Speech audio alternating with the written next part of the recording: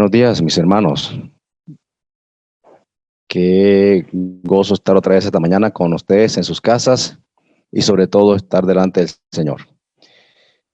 Cada mañana son nuevas sus misericordias. Nosotros creemos en un Dios bueno, en un Dios que siempre nos acompaña, que nunca nos abandona, un Dios fiel a su palabra.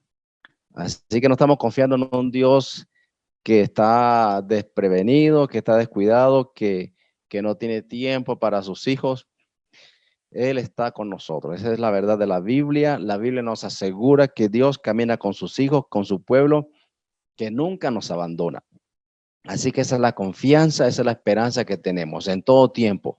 El salmista dijo, aunque ande en valle de sombra o de muerte, es decir, en los peores momentos donde más cercano está el Señor con nosotros. Le recuerdo aquel sueño que tuvo un hermano donde el cual se veía en una playa, en una arena. Y en el sueño él veía cuando las cosas estaban muy difíciles, él veía solamente una huella en la arena. Y entonces va al Señor a reclamarle, Señor, ¿por qué me abandonas cuando hay momentos difíciles en mi vida? Y el Señor le dice, no, yo no te he abandonado. Esas huellas que tú ves son mis huellas, tú vas en mis brazos.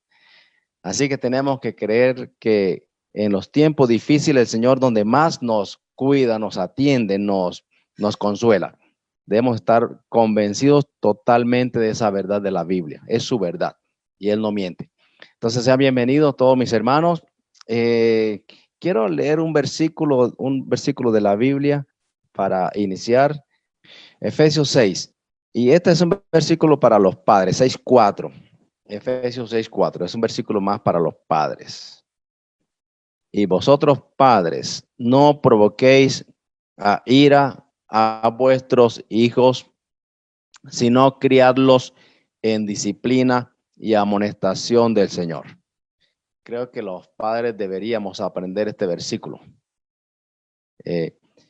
Vosotros, padres, no provoquéis a ira a vuestros hijos, sino criarlos en disciplina y amonestación del Señor.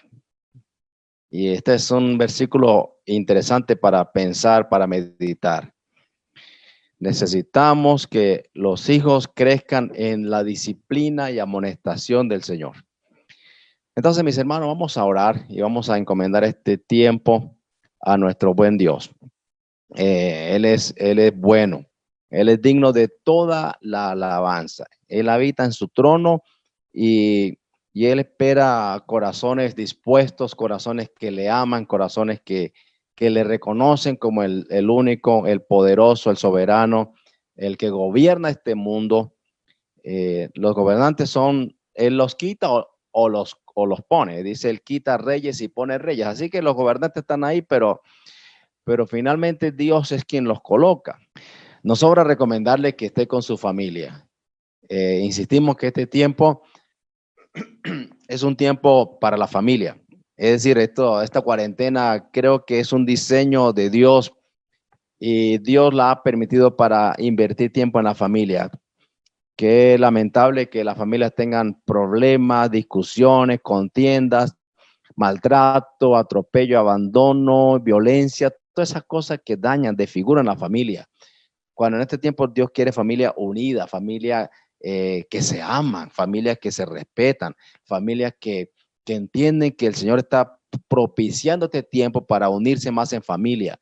Si el Señor viniera por su pueblo, qué bueno aquellos que aprovechan este tiempo para más armonía, para más comunión, para más honra, para más reverencia al Señor. Qué triste para aquellos que este tiempo no han entendido lo que Dios está facilitando para su pueblo. A veces corremos tanto de aquí para allá. Antes de la pandemia era corra para allá, corra para acá, trabajo y tantas cosas, pero ahora estamos en familia, mis hermanos. Aproveche este tiempo, lo que nos queda en cuanto a esta pandemia y trate de discernir qué es lo que Dios sigue diciéndonos sobre familia.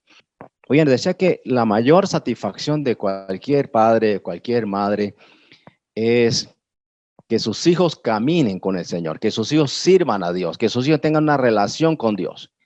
Y creo que eso asegura no solamente su tranquilidad personal, su futuro, sino su eternidad que es lo más importante, porque fuimos creados, diseñados con un sentimiento de eternidad. Tenemos una parte eterna que no se acaba con la muerte, que sigue. Así que asegurarnos que nuestros hijos sirvan a Dios es la mejor forma de estar tranquilos, de saber que ellos van a la eternidad con Dios. Y creo que uno de los fracasos más lamentables de cualquier papá es no educar a sus hijos en la palabra, no verlos caminando con Dios. Creo que ese es un fracaso lamentable, imperdonable. ¿Por qué? Porque y la crisis que vemos en este tiempo, la crisis, los problemas que vemos en este tiempo precisamente es esa. Padres que no le dieron prioridad a esto de enseñar, de educar a sus hijos, de instruirlos, y son muchachos que pues son educados, enseñados, ¿por qué? Por la tecnología, por los medios virtuales o por otros amigos que le enseñan cosas torcidas, cosas alejadas de Dios, cosas que ellos han aprendido también de manera equivocada. Entonces, dejar en manos de otros la formación de otros hijos es un gravísimo error. Y lamentablemente muchos padres están tan distraídos, tan entretenidos en las cosas de este mundo, en las cosas de esta vida, en el trabajo, en la economía, en el dinero y otras cosas que han descuidado a sus hijos. Y por eso vemos una sociedad tan pervertida, una sociedad tan alejada de principios y de Dios. Una sociedad que no le interesa a Dios, una sociedad que no está pensando en Dios para nada, está pensando en otra cosa. Y creo que esta pandemia nos está enseñando, nos está diciendo, bueno, vuelvan. Y estamos diciendo esto repetidamente varias veces. Dios nos está dando un mensaje a los cristianos, a la familia. Mira, dedica tiempo a tu familia. Mira, enseña a tu familia. Dedícale tiempo, no tienes opción porque están en casa. Lamentablemente algunas familias no dejan que lo bueno de este tiempo salga a sus corazones, sino a veces lo malo, el egoísmo, la violencia, el maltrato y tantas cosas que uno escucha. Se escuchaba que en este tiempo ha habido más violencia intrafamiliar que en otros tiempos. Pero Dios quiere que como familia este tiempo lo dediquemos a instruir, a enseñar, sobre todo a los hijos. Porque si usted no lo hace, mi hermano, usted como padre, usted como madre, si no lo hace, ¿a quién le va a dedicar o a quién le va a encomendar esta tarea tan importante? Dios está llamando a esta generación a volver a sus normas y esto asegurará nuestra generación futura. Las generaciones que vienen, si no conocen la palabra, serán las generaciones cada vez peor, cada vez más alejadas de Dios, cada vez más inmoral, porque vemos una sociedad inmoral, una sociedad pervertida, una sociedad donde se maltrata, sobre todo a los niños que son los más indefensos, los más vulnerables, se maltrata. Uno escucha noticias tan terribles contra los niños y uno queda triste por esto, pero nuestras familias tienen que cuidar a sus hijos, cuidar a los niños y que nuestras generaciones futuras sean generaciones bendecidas al ser cuidados por los padres. Creo que los padres tenemos la gran responsabilidad, la gran tarea, y un padre que no es responsable en esta parte lo va a lamentar en el futuro.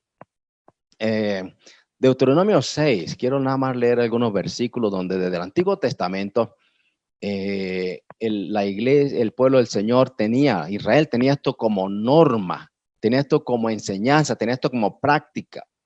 Deuteronomio 6 dice, y estas palabras que yo te mando hoy estarán sobre tu corazón y las repetirás a tus hijos y hablarás de ellas estando en tu casa y andando por el camino y al acostarte y cuando te levantes, y las atarás como una señal en tu mano y estarán como frontales entre tus ojos.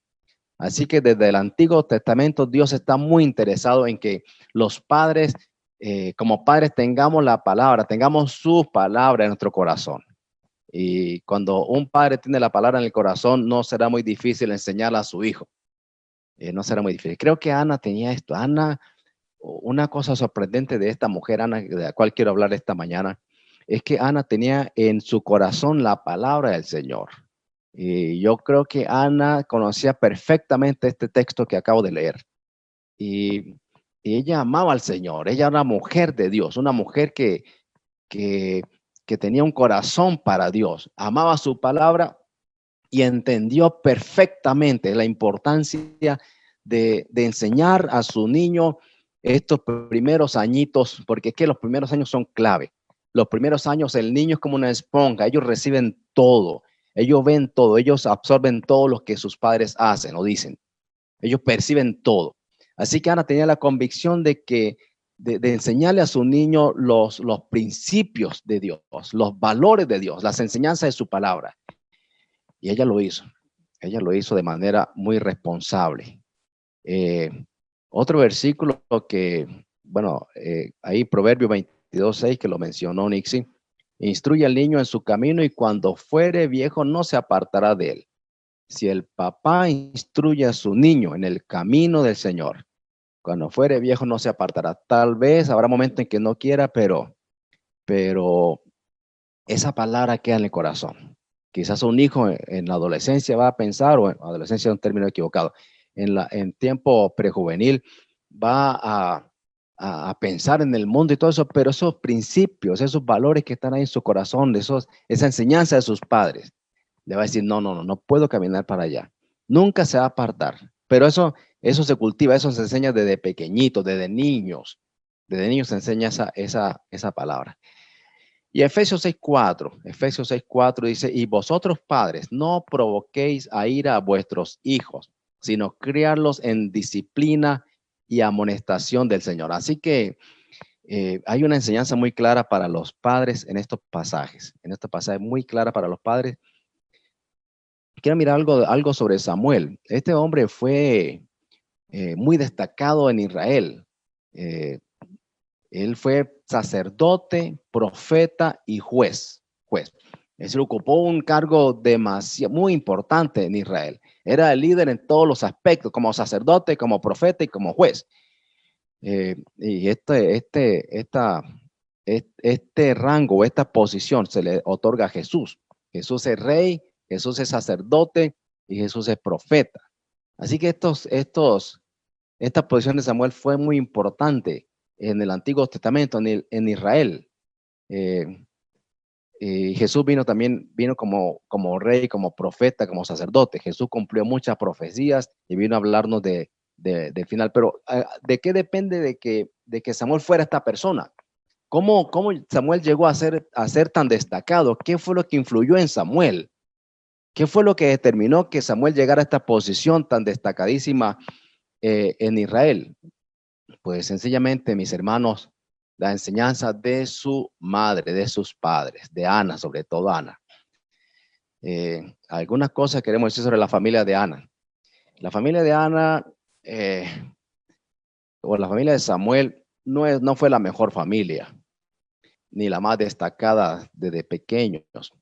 Se puede decir que era una familia disfuncional. Había problemas ahí en la familia. Samuel no tenía muchos privilegios de pequeño. Puedo observar algunas situaciones quizás no muy convenientes. Pero Samuel, su mamá era una mujer que sabía instruir a su hijo. Vivía miremos un poquito de la condición de Ana allí, algo del perfil del papá de Samuel, se llamaba Elcana. Elcana tenía dos mujeres. Bueno, este era un asunto más del Antiguo Testamento, más permitido por Dios y no como una norma para la familia. Dios creó hombre y mujer desde el principio, pero habían algunos momentos históricos en que Dios permitía este tipo de relaciones. Así que Elcana tenía dos mujeres. Una se llamaba Penina y la otra se llamaba Ana. Y usted puede mirar en este capítulo 1 de Primera de Samuel esta historia. ¿Quién era Penina? Una mujer conflictiva, una mujer generaba problemas en esta relación, en esta familia. Dice el versículo 2 de ahí de Primera Samuel, y tenía él dos mujeres, el nombre de una era Ana y el de la otra Penina. Y Penina tenía hijos, mas Ana no los tenía. Entonces ahí eso generó un problema. Ana tenía una limitación, Ana era estéril. Entonces esa situación de Ana de ser estéril le generaba un problema. En el Antiguo Testamento, el no tener hijos era algo vergonzoso, era un oprobio, era una vergüenza, casi era una maldición no tener hijos. Se podría, eh, algunas situaciones o en algunos momentos, la mujer le podía dar la sierva al hombre para tener hijos, pero era algo cultural. El asunto es que Ana sufría mucho porque Penina la irritaba. Versículo 6 dice, y su rival. Así que este término rival muestra que había unas situaciones no muy gratas ahí en este hogar. La irritaba, enojándola y entristeciéndola, dice el versículo 6, porque Jehová no le había concedido tener hijos. Así que este ambiente familiar de Ana no era el mejor. Cada rato esta mujer le molestaba, le humillaba, le irritaba, le decía estéril, no sé qué palabras le decía, pero el asunto es que la ofendía mucho. Y Ana se sentía muy triste. Así que la condición de Ana no era la mejor, no era la mejor. Pero sabemos por el relato bíblico que esta mujer era una mujer consagrada a Dios. Y cada año subía allí al templo con su esposo y a adorar a Dios, a la casa del Señor, a la casa de Jehová. Y aún en el templo parece que Penina, la rival, la molestaba. Se sentaba en diferentes lugares del templo y la irritaba, la molestaba. Le decía estéril, bueno. Por lo cual Ana lloraba, dice más adelante el texto, Ana lloraba y no comía. Así que era una situación un poquito complicada. Sin embargo, Ana era una mujer de fe, una mujer que le creía a Dios, amaba a Dios. A pesar de esa situación, no permitió que su corazón se llenara de amargura.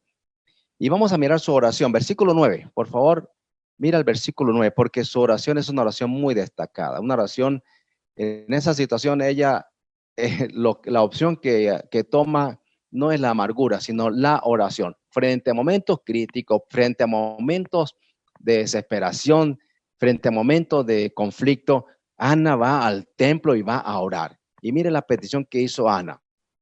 Versículo 9.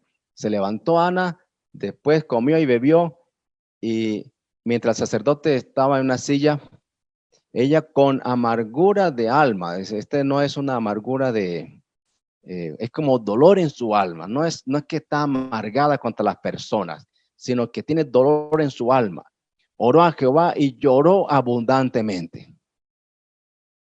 ¿Y cuál es la petición que hace Ana? Versículo 10, mire, e hizo voto diciendo, Jehová de los ejércitos, si te dignares mirar la aflicción de tu sierva y te acordares de mí y no te olvidares de tu sierva, sino que dieres a tu sierva un hijo varón, yo lo dedicaré a Jehová todos los días de su vida y no pasará navaja sobre su cabeza. Este era un reto, este era un voto que se hacía de no pasar navaja sobre su cabeza, se crecía su cabello, un voto nazareo. Pero mire este voto que ella hace. Ella le pide al Señor, si le da un hijo, lo va a consagrar para que esté con el Señor y para que le sirva al Señor. Está ahí llorando delante del sacerdote. Y en el versículo 12 dice que mientras ella está ahí llorando largamente, el sacerdote se acercó y la observó y le dice, mire lo que le dice el sacerdote, ¿hasta cuándo estarás ebria? Digiere tu vino. Imagínese una mujer atribulada, afligida, y que el líder espiritual se acerque con esa frase, acusándola. Es una acusación. Es un hombre que no tiene discernimiento. ¿Qué es lo que pasa con ella? Alguien más sensato debió llamarla y decirle, bueno, ¿qué te sucede? ¿Por qué estás así? Pero ella estaba llorando y estaba muy, muy triste delante del Señor, pidiendo al Señor que la ayudara. Pero este hombre es un hombre ligero, poco observador, un líder que no tiene como la sensibilidad de lo que pasa con las personas. Pero es interesante cómo ella responde a esta persona, a esta líder, a esta autoridad. Es interesantísimo. Una mujer de Dios, una mujer que ama a Dios, no se enoja, no no responde con agresividad, no se deja lastimar. Cuando tú amas a Dios, no va a permitir que tu corazón sea lastimado por nadie. Mire cómo respondió ella, versículo 15. Y Ana le respondió diciendo, no, Señor mío, no soy una mujer, soy una mujer atribulada de espíritu. No he bebido vino ni sidra, sino que he derramado mi alma delante de Jehová. No tengas a tu sierva por una mujer impía, porque por la magnitud de mis congojas y de mi aflicción he hablado hasta ahora. No responde con agresividad. Esta mujer sabe cómo llegar a Dios, sabe cómo tocar el corazón de Dios. En este momento tan crítico de su vida, ella sabe cómo pedirle a Dios. Hace este voto, que es un voto difícil de cumplir, porque tener un niño y dejárselo al Señor allá en otro lugar pequeño no es tan sencillo. Y ella sabe cómo responder a la autoridad, aunque la autoridad no sea la mejor. Ella responde con respeto. Hoy en día vemos una juventud que no entiende el principio de autoridad, una juventud que no respeta ni a los padres ni a autoridades, una juventud desorientada, una juventud muy dada a la violencia. Esta mujer es una mujer que sabe cómo tratar la autoridad, aunque no se porte de la mejor manera. No se deja provocar de la mala actitud del sacerdote. No deja que la tristeza le llene de amargura tampoco. No está amargada. Realmente no vemos en esta mujer una amargura contra. Si estuviera amargada, hubiera respondido al sacerdote de la peor manera. ¿Ya? Pero ella no está amargada. Ella mantiene su esperanza en la bondad de Dios. Entonces, cuando ella responde así al sacerdote, ¿qué hace el sacerdote? Observe el versículo 17. Respondió el sacerdote, ve en paz y el Dios de Israel te otorgue la petición que has hecho. Nosotros y toda persona necesita la cobertura de autoridades, de padres. Los padres son cobertura de los hijos y necesitamos tener esa cobertura, aunque no sea una autoridad la mejor, pero este hombre bendijo a Ana, la bendijo. Dice, y ella dijo, halle tu sierva gracia delante de tus ojos. Su fe en Dios creció en este momento y se fue y cogió su camino. Y ella recibió la bendición del sacerdote. El versículo 20, entonces empieza el compromiso que hizo Ana. Aconteció que al cumplirse el tiempo después de haber concebido Ana, dio a luz un hijo y le puso por nombre Samuel, diciendo por cuanto lo pedí a Jehová. El nombre Samuel significa el escuchado por Dios o Dios ha oído. Ella sabe que Dios la ha oído. Y ella hizo este voto y Dios le escuchó y le concedió lo que le pidió. Interesante este voto que hizo ella. Ella sabía que le quedaba poco tiempo cuando nace el niño. Ella suben al templo, versículo 22, suben al templo, pero ella se queda, ella sigue en su casa. Ella entiende que dice que va a destetar al niño, versículo 22, pero Ana no subió, sino dijo a su marido, yo no subiré hasta que el niño sea destetado, para que lo lleve y sea presentado delante de Jehová. Así que yo no llevo al niño esta vez allí al templo, sino que se quedó. Ella dijo, cuando ya lo haya destetado, lo dejaré y se quedará ya para siempre. A mí me impacta estas palabras de ella, de Ana. Se quedará ya para siempre. Imagínese usted una mujer que ha sufrido mucho por no tener hijos. Dios le concede un hijo y ella ha hecho un voto con el Señor. Ella le ha dicho al Señor, si me das un hijo, te lo dedico, te lo entrego. Ya Dios le da al niño. Ella no olvida el voto. No sé cuántas mujeres harían un voto así y al recibir al niño estarían dispuestas totalmente de todo corazón a cumplir ese voto. No estoy seguro, pero esta mujer ama a Dios. Esta mujer sabe que entregar su niño para el Señor es la mejor decisión que puede tomar. Así que el esposo, va allá al templo, a hacer un sacrificio anual como de costumbre. Cada año subían allá al templo a adorar, a servir, a llevar ofrenda al Señor. Y ella se queda en su casa. Ella sabe que su tiempo es breve, es corto. En este tiempo ella no podía permitirse perder tiempo, perder horas, minutos, distraída en otra cosa. Ella dedicó gran parte de su tiempo a enseñar a su niño. Este niño aprendió muchísimo con su mamá. Yo la imagino horas enteras enseñándole, leyéndole la ley de Moisés, leyéndole la escritura. Yo me imagino a esta mujer temerosa de Dios, que ama al Señor, leyéndole palabra, enseñándole, orando con él. Este niño tuvo ese gran privilegio de tener una mamá que amaba al Señor.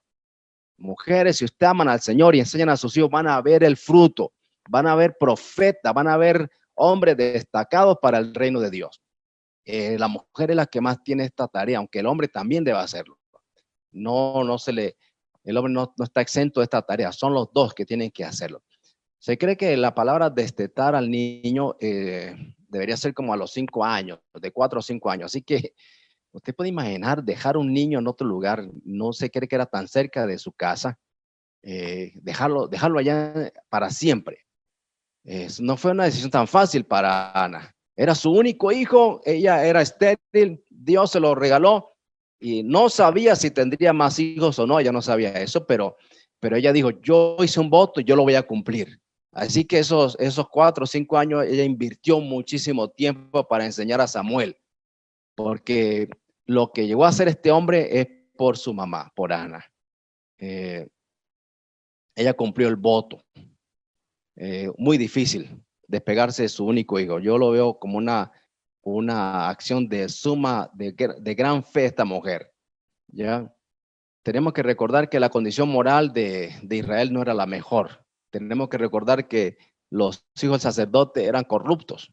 Así que fue a dejarlo en un lugar que los sacerdotes estaban corrompidos, eran malos, hacían cosas indebidas. Ella no pensó, bueno, ¿y qué pasará con mi hijo allá? Ella quizás pudo haberle dicho, Señor, escucho malas noticias de los hijos sacerdotes y me da miedo que me le hagan un daño a mi niño. Ella no pensó en eso. Ella dijo, yo hice un voto y yo lo voy a cumplir. Esta es una mujer que ama al Señor y que sabe que obedecerle al Señor es la prioridad. ¿Cuántas personas hacen votos y se olvidan rápido de esos votos? El versículo 11. Entonces dice, y Elcana se volvió a su casa en Ramá y el niño ministraba a Jehová delante del sacerdote Elí. El sacerdote Elí era un hombre que le iba a enseñar al niño a servir. Le iba a enseñar, pero a cómo servir, pero los principios más importantes los recibió Samuel de su madre. Pero el niño queda allá en la casa de sacerdote y está allí para aprender a cómo servir. Iba creciendo allí para servir al Señor. El contexto religioso de esa época, versículos 12 y 14, nos dice que había un desorden moral, espiritual, había una tragedia moral. Los hijos del sacerdote que se suponía deberían ser los líderes espirituales, los guías morales, eran corruptos. En ese contexto, Samuel empieza a ministrar, empieza viendo cosas horribles, cosas muy feas. Y su mamá iba cada año. En aquel tiempo no había WhatsApp para que ella le mandara WhatsApp, para que se hiciera videollamadas con Samuel. Ella descansó en el cuidado de Dios para Samuel, para su hijo. Ella clamaba a Dios, ella oraba a Dios por su hijo. Lo amaba muchísimo, pero había hecho un voto. Y ese voto era dejarlo para el Señor allá en el templo. Y Samuel llegó a ser este gran siervo del Señor por su mamá. Versículo 18 dice, el joven Samuel que ministraba en la presencia de Jehová, vestido con un efod. Cada año su mamá le llevaba este vestido. Era cada año que podía verlo. Es cosa muy difícil para una mamá tener un hijo lejos y poder verlo cada año. ¿Ya? Y cada año subía con su marido para ofrecer el sacrificio, le llevaba su vestido a Samuel, un vestido especial de sacerdote. Al final encontramos que Dios bendijo a esta mujer, Ana, por este compromiso, por este voto. ¿Ya? eh, la bendijo y le dio más hijos. Pero quiero mirar algo que donde la mujer le canta al Señor. Ella hace una oración. A ver, ¿dónde está esto? Hace una oración al Señor. En el versículo, capítulo 2. ¿Por qué pensamos que es una gran mujer de Dios? Una mujer que adora al Señor. Capítulo 2, versículo 2. Después de entregar a su hijo, después de dedicarlo allá para el servicio, ella hace una alabanza, una adoración a Dios que impacta, que conmueve. Ella dice, no hay santo como Jehová, porque no hay ninguno fuera de ti. No hay refugio como el Dios nuestro. Ella tiene una relación, ella tiene una comunión con Dios tan profunda. Ella sabe quién es el Señor. Ella le ha dedicado su hijo al Señor, no al sacerdote, sino al Señor. Y Jehová mata y él da vida. Él hace descender al Seol. Estamos leyendo en capítulo 2, versículo 6. Jehová mata y él da vida. Él hace descender al Seol y él hace subir. Jehová empobrece y él enriquece, abate y enaltece. Es una adoración donde ella reconoce quién es el Señor. ¿Quién es el Señor para ella? Ella ha crecido en esa relación con el Señor, esa intimidad con el Señor. Sabe quién es el Señor, por eso le ha dedicado su hijo al Señor. Es Dios quien lo va a enaltecer, es Dios quien lo va a bendecir. Y ya está convencida de eso. Entonces, finalmente encontramos en el versículo 20 y 21. Y Elí bendijo a Elcana, estamos leyendo el capítulo 2, y a su mujer, diciendo, Jehová te dé hijos de esta mujer en lugar del que pidió a Jehová. Es decir, en lugar de Samuel, Jehová te dé hijos. Otra vez bendice a Elcana, los bendice. Elcana, un hombre muy comprensivo porque él ama a su mujer Ana. Y en el versículo 21 del capítulo 2 dice, y visitó Jehová a Ana. Y ella concibió y dio a luz 3 hijos y 2 hijas. 3 hijos y 2 hijas. Dio a Samuel y Dios le dio 5 hijos más. Ya el oprobio y el maltrato, la violencia que generaba la Penina, la otra mujer, ya no existía. No tenía derecho ya de hacerlo. Y el joven Samuel crecía delante de Jehová. ¿Qué enseñanza tan extraordinaria la que nos da esta mujer Ana? ¿Qué mensaje para los padres? Una mujer que ama a Dios, una mujer que se desprende de lo que más quiere porque ama a Dios, hizo un voto. Ella entiende que Dios le regaló ese hijo. Dios se lo dio. Y si Dios se lo dio, ella lo consagra para él. Entonces, como conclusiones finales, Dios escucha la oración sincera de esta mujer de Ana. Escucha su clamor. Y ella enseñó a su hijo, ella fue la que le transmitió los primeros principios, lo más importante de la vida, cómo conocer a Dios, cómo agradar a Dios, quién es Dios. Ella le enseña a su hijo. Un hijo educado así, un hijo educado desde los primeros años, nunca se aparta. Se está volviendo en muchos lugares del mundo, en Estados Unidos sobre todo, a una educación en la casa. Porque muchos padres han entendido que la educación de los colegios no es una educación que lleva a Dios, sino es una educación que aleja de Dios, porque es una educación secular, una educación atea, una educación donde le están inculcando a nuestros hijos que Dios no existe ni es importante para Dios. Entonces, entregarle a nuestros hijos no es importante para los hijos. Entregarle a nuestros hijos a profesores que no aman a Dios, que no sabemos qué tipo de vida moral tienen, es un riesgo.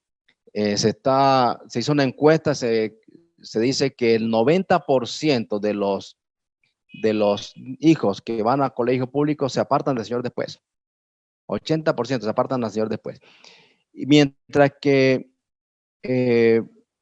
los hijos que son educados en su casa, en esta encuesta se dice que los hijos que son formados por sus propios padres en su casa con los principios de la palabra del Señor, luego al ir a la universidad, 90% de ellos siguen el evangelio, siguen el camino del Señor. Así que el primer deber de un padre es enseñar a su hijo, es instruirlo, instrúyelo. Y eso requiere un trabajo diario, requiere disciplina, requiere una disposición, de quiere soltar situaciones, dificultades que a veces nos enredan. Es la herencia, es la mejor herencia espiritual que podemos darles a nuestros hijos. Si queremos ver generaciones futuras de gente que teme a Dios, de jóvenes que temen a Dios, que aman a Dios, tenemos que comenzar con nuestros propios hijos, instruyéndolos y hablándoles del Señor, y creemos esa promesa que nunca se apartarán del camino del Señor. Así que esta es la invitación para los padres esta mañana, incluyendo a Ricardo y a Nixie y a los testigos. Instruya al niño, instrúyelos en su casa. Tenga escuela en casa. Hay manera de hacer una escuela en casa. Hay gente trabajando en metodologías para tener escuela en casa, donde la palabra del Señor sea el centro, donde todas las materias, matemáticas y todo se enseña en casa. Y es muy sencillo. En los colegios hay muchos rellenos para atender a los niños en el colegio. Estamos pensando y trabajando con eso. Hicimos con Karen y con May de una escuela de maestros para las naciones.